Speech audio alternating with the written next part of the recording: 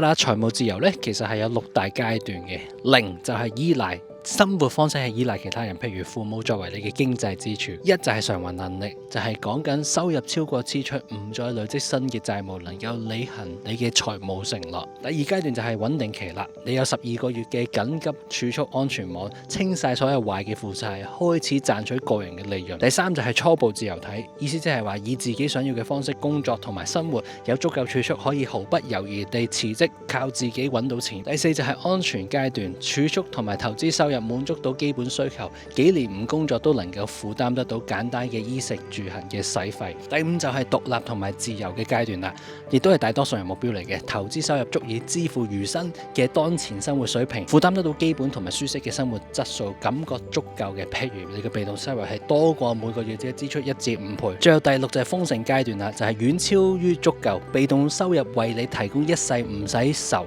嘅資金，令到你盡情享受奢華生活，同人分享財富，或者建立你嘅商業帝國。譬如你嘅被動收入係大過每月支出10幾倍。頭3階段係生存，後3階段係繁榮。你依家又去到第幾階段呢？